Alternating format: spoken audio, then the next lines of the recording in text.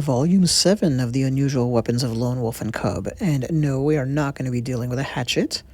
The man who's wielding the hatchet here is going to be victimized by the weapon we're going to talk about. He is running towards a brigand who's assaulting a woman, but in his anger he forgets about the other brigands, so one of them gets him from behind with this. A long chain. He's shooting it out maybe from a hiding place inside of his sleeve. But first, what are we dealing with here? Well, obviously a Manriki Gusari or Kusari Fundo. Either name is acceptable, but yeah, a weighted chain, a definite historical Japanese weapon. Usually double-ended, meaning a weight on each end, but not exclusively of that design. And they came in a variety of lengths, but they're basically around the length of your arm. Small enough to pull into your fist, hide it inside your hand, or hands, and that was kind of a surprise ambush tactic. You let it fly from there. You can hit people, choke people, entangle the opponent's weapon, all kinds of fun stuff. So definitely a real thing. What wasn't real is carrying one around at this length. The Manriki Gusari was kind of like the Japanese version of the nunchaku. This collapsible, this one's extremely collapsible, but collapsible and then easily expandable personal carry defense item that you can beat or entangle with. But you can't easily carry and easily unleash a chain weapon this long, or a rope one. For that kind of a thing, which looks really cool when it's in mid-flight, like this Chinese rope dart, if ever used as a practical weapon, you'd need the ability to unfurl this thing and kind of prepare. I mean, look at how much rope there is here, and yeah, you want it kind of bundled up like that, so that would really take time to untie. And if it wasn't, think about all of that rope just kind of spooled around. Like, how would you actually carry that? Wrapped around your shoulder over and over again, like a guy carrying rope to a work site just in case you get attacked? No, it's just really impractical. Theoretically, the answer to that was to do something like this. And while that looks kind of cool, it'd be awesome in a movie that seems to take the impracticality to new heights. But I can't say for sure, nobody can, because there's no real documented history here, so this thing probably devolved from an actual fighting implement meant for the battlefield, where it makes sense that you would kind of have your chance to prepare, get that thing swinging, launch it towards an enemy as the lines close, maybe, that kind of thing.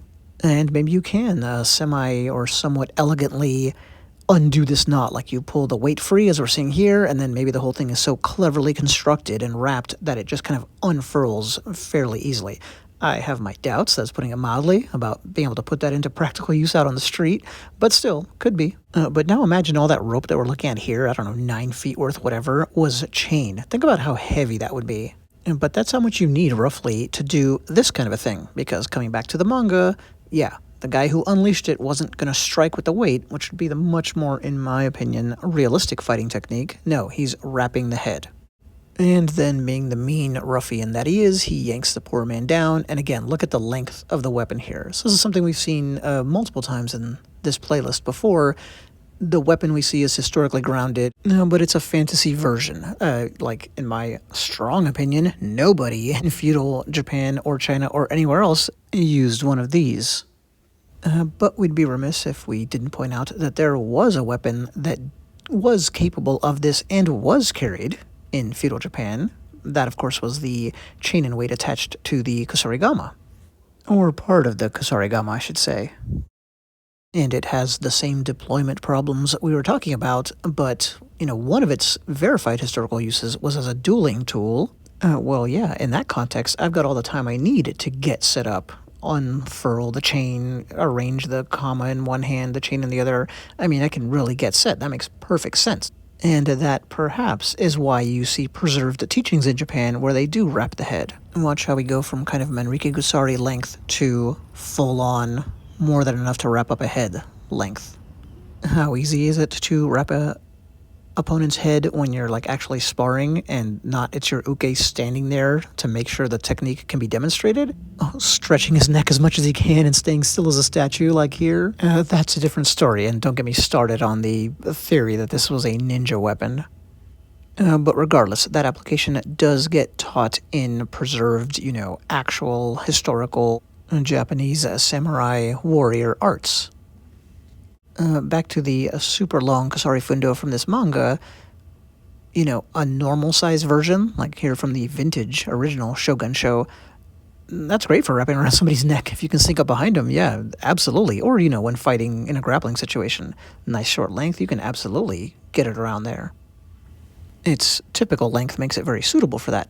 Speaking of Shogun, the reboot, the super duper awesome reboot that came out this year, of course it has a ninja scene. Ninjas attack, they infiltrate the castle, and one of them has a Kusarigama and uses it to wrap up a man's neck as he goes running by. Actually very similar to the scene from the manga that we're looking at. Both comic creators and movie creators just can't help themselves. It's too cool looking, no matter how it probably never ever happened in real life. And I don't mean that a neck was never wrapped. We'll get to this picture here in a second. No, I mean that someone was kind of like running by and someone else flung the long chain, wrapped around their neck, yanked them down mid-run. No. Much less in the rebooted Shogun where it happens indoors. Okay, really, good luck. And let's leave aside the ridiculousness of sneaking into a castle to attack with this long, gangly weapon that has all this chain rattling around and making noise, weighing you down, that needs to be unfurled before it can be used, etc. Anyway, why are we looking at this? Because another definite historical Japanese application where you wrap a chain around someone's neck is with this weapon here, which we covered, by the way, in a previous volume in this video series. The Chigiriki. And with it, the application makes way more sense. The relatively short chain on the end of a relatively long pole provides completely different dynamics. I could totally see this as being a more real-world move, meaning like something you could actually land, something you could actually nail in sparring, in combat, against a fully non-compliant partner. The wrapping action, in my opinion, is much faster, and then when it's done, you have this nice, very long handle, so all kinds of leverage for yanking the guy down with.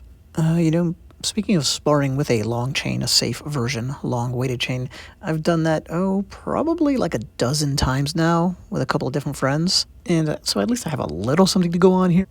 When I say I doubt this really gets pulled off, what happens, or what would have happened in the past is you would whack them with the weight at the end of it, maybe wrap up a limb, maybe wrap up their weapon, because when swinging it from a distance, their arms and weapon are going to get in the way a lot.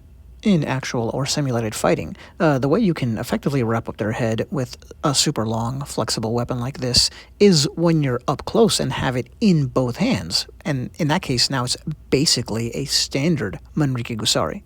But while that does look cool, it doesn't look as cool as an assailant flinging a chain from like 8 feet away and having it wrap around a guy's neck and him yanked off of his feet.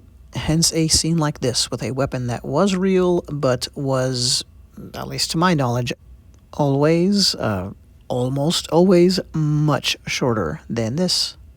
Thanks for watching.